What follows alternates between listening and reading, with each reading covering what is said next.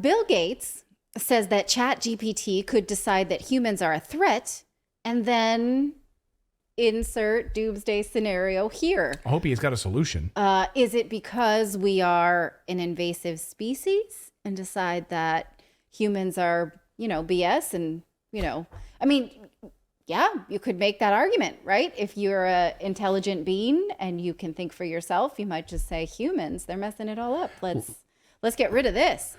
Yeah, last night at dinner, we had a whole discussion about ChatGPT and artificial intelligence because our kids were like, what is this? What is artificial intelligence? My kids have a basic understanding, Yes. But what is ChatGPT and why is this such a threat to humanity? Well, this comes from a new article from Bill Gates. He doesn't exactly say that, they're going to wipe us all out, but he does say that it could decide that humans are a threat and conclude that it is in the interests of that its interests are different from ours, or simply stop caring about us. I don't know how a computer cares about us, but you have to find out, I guess. We're going to go through this. Here's the story. This is a letter published on Bill Gates' own website about his views on artificial intelligence and programs like ChatGPT and now Google's Bard. That's the ChatGPT competitor that just launched this week. And they're saying that it can do all of the same things that ChatGPT can do. For instance, suggest more high protein options to add to your vegan diet. You can ask it whatever. So this is basically Bill Gates making his pitch for why AI is important and warning us on how it will start showing up in our lives.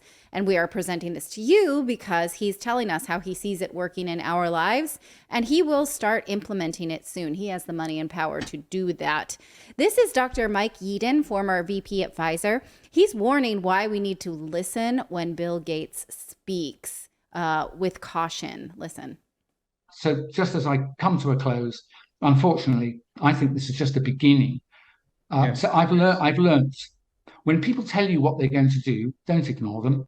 So when the UN and Bill Gates and Klaus Schwab tell you that they've got a UN 2030 plan with sustainable development goals, I think there are 17 or 21 of them, and every one of them says you won't be traveling, you won't have a private car, we won't be using international shipping to move goods around, there won't be any flights except military or perhaps very rich people.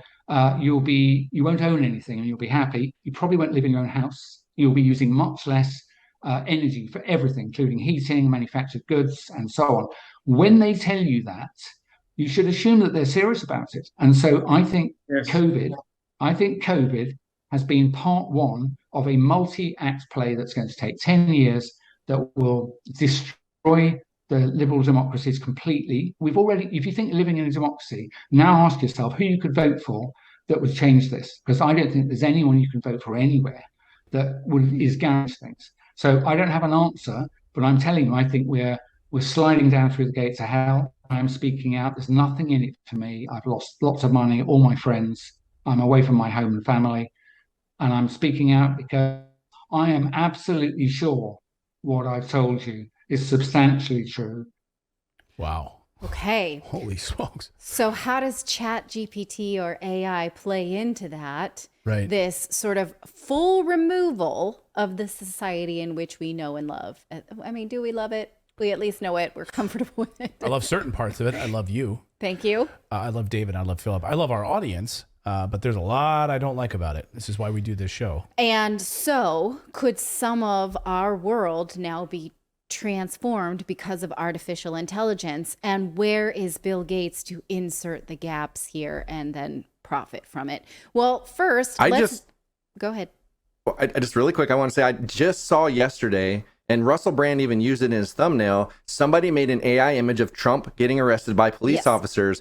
And unless you looked very closely, you could not tell that was AI. There was some stuff in the neck. Like, I know stuff to look for because I've been using it a lot. But the people that don't, they thought that was real and started sharing it. So it's already creating issues.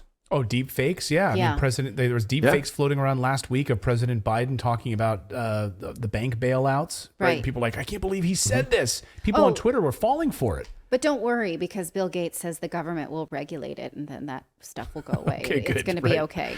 It's all going to be fine. So let me get around to that then.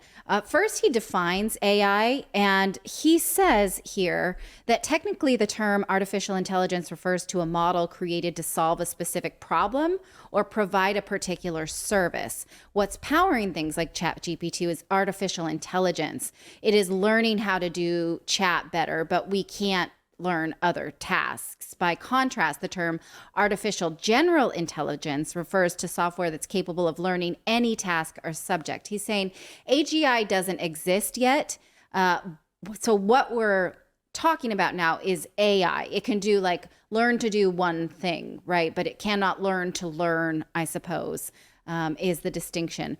Now, he's making the argument that we need to keep going down this path because it could potentially solve world problems such as access to healthcare for poor people and access to education for poor people.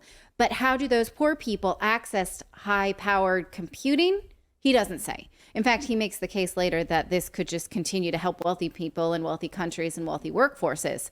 That's in his 3 ways to think about this, which we'll get to in a second. But he does say that AI could be better at genetically modifying our food. Here's where he says this. AI can help develop better seeds based on local conditions, advise farmers on the best seeds to plant based on the soil and weather in their area, and help develop drugs and vaccines for livestock. Well, those are 2 things we know Bill Gates is keenly interested in, is genetically altered food and vaccines. That they own the patents for. That he owns patents for, that right? You won't be able to grow your own soybeans because you'll need to be growing the ones that he provides, right? And he won't have to fight anybody because it's just machines that he can say, only use my patented seeds, and then, tell everybody else that these seeds are the ones that you need to be eating from. Exactly. Basically. Yeah. And now, when they cause cancers, I have the vaccine or I have the medicine to help you. Go ahead.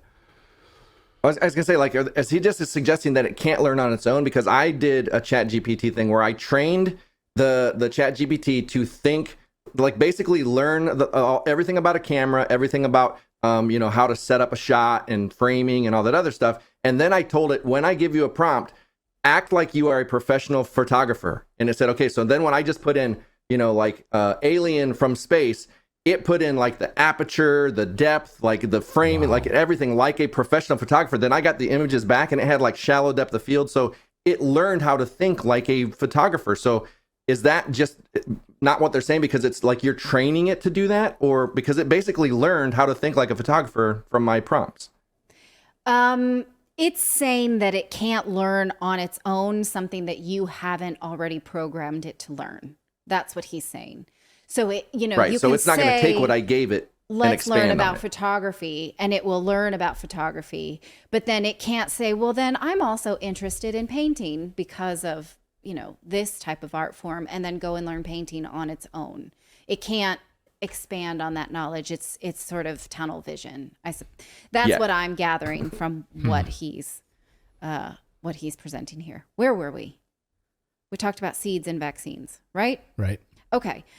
He's saying that it can act as your personal agent, although that agent could just kind of goof up and accidentally share all of your information. Here is one use case he talks about. He says some issues will need to be worked out around this personal agent that's already done your scheduling and your e-commerce and all of that stuff. For instance, can an insurance company ask your personal agent things about you without your permission?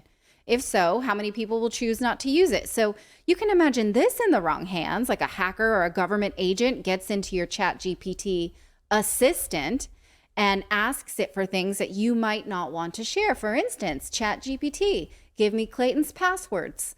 Or whatever, journal entries, private conversations, ChatGPT, give me the recordings of when he talked to his wife and that Alexa was in it, right? You can see the implications here.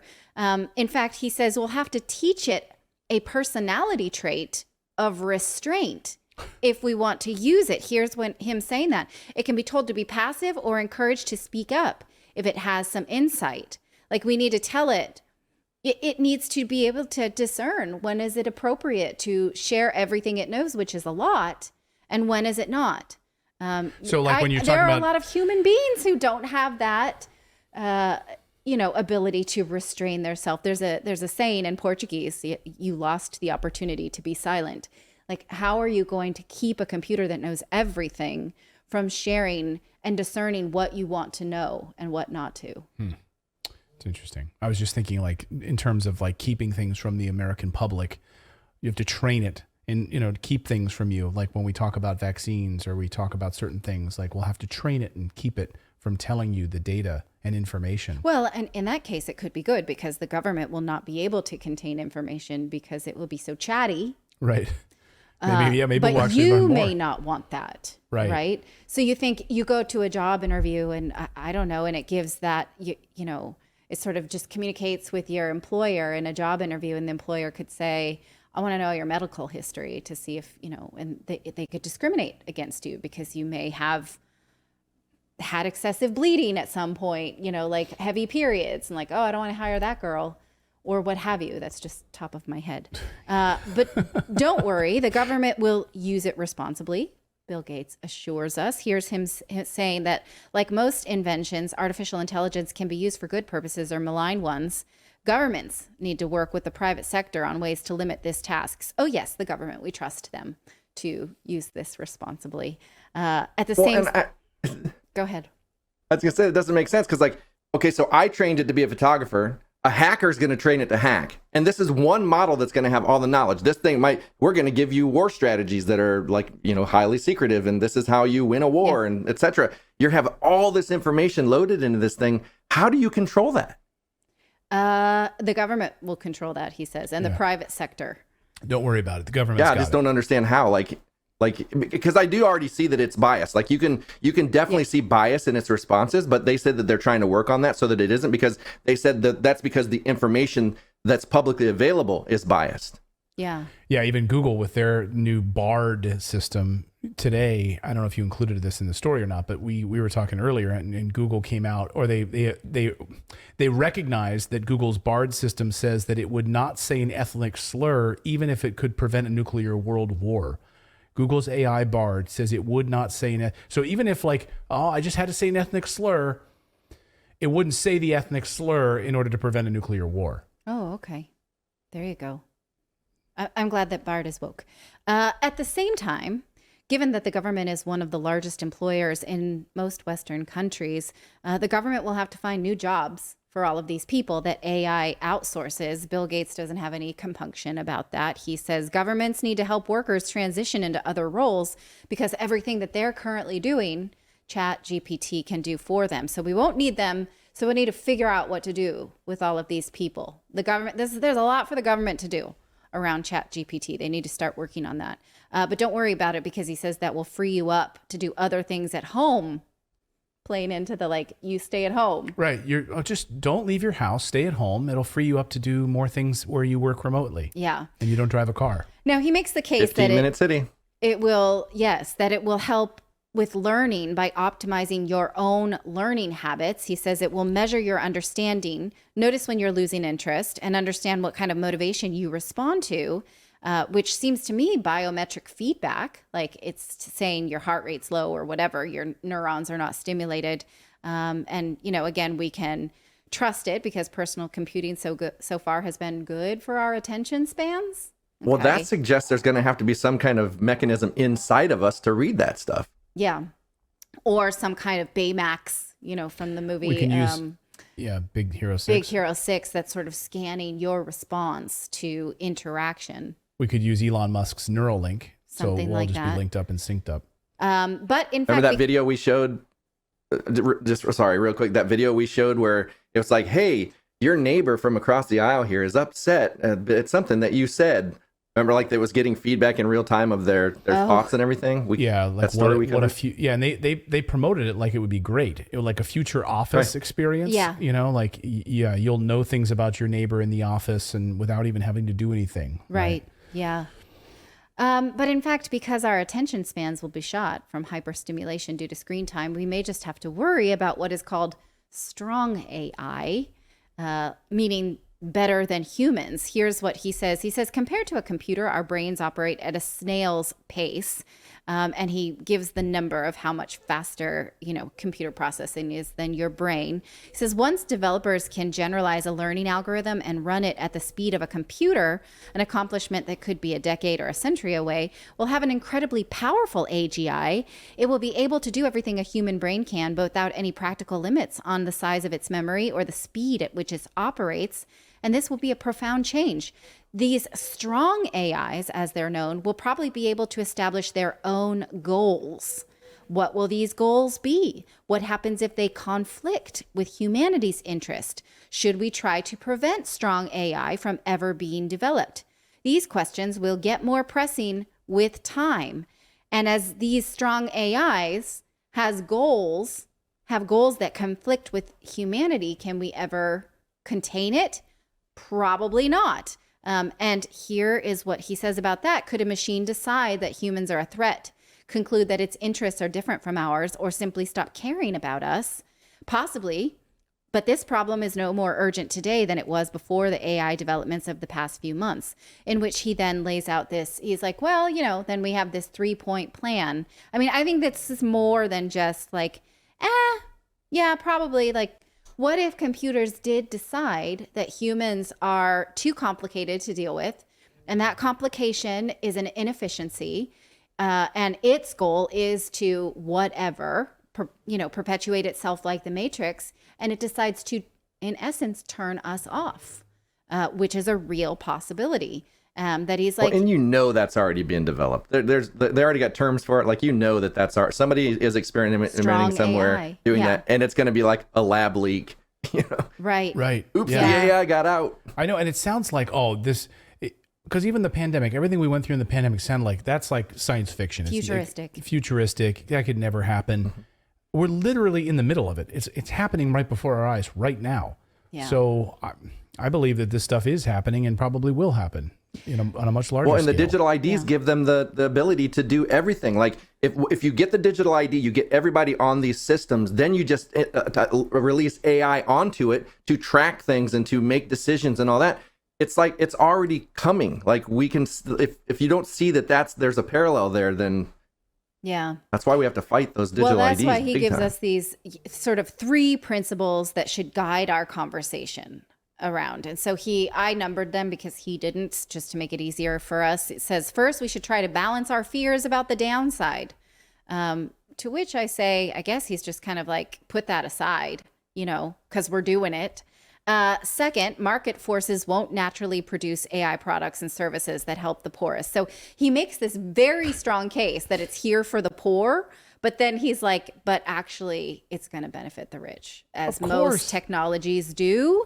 And we need to focus on just doing it, even though we know. So the whole first half of it is about education and healthcare and how it's about getting access to those people. But then he admits it's probably not going to get there to those people.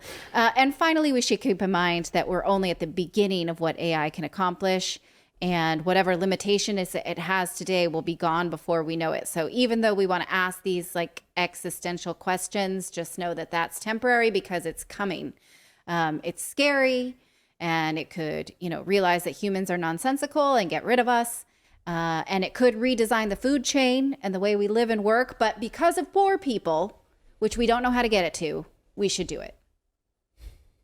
Thank you, Bill Gates. Yeah. For your analysis. It's always for the poor people. He cares about poor people a whole heck of a lot. How he can profit. I don't know how to get it to them, but because of poor people, we should do it. And how much he's profited during the pandemic, and he admitted to CNBC how much he profited off of the pandemic. So, yeah, that's where his heart is. I knew there was an angle. As soon as I saw this published piece, I was like, what angle is this for him? Where is he going to make a lot of money on this? Yeah. You knew that this was going there's a lot of places in there for him to make money, but that's what, we're reading this with a critical eye because of the point that this Pfizer executive makes is that we need to listen when he tells us where he's putting his efforts and his money, because it does inevitably affect us all. So we read it very critically. If you would like to give us a different read on it, please comment below. We very much appreciate your contribution. Thank you so much for watching this segment here at Redacted. We are live every day at 4 p.m. Eastern Time, trying to share the stories that the mainstream media will not cover. You should also come over and join our community of Redacted Rebels over at Redacted.inc. That's our private locals community where we can share exclusive content that we simply cannot share here on YouTube. Come over and join the rebellion together right now by going to Redacted.inc. We'll see you next time.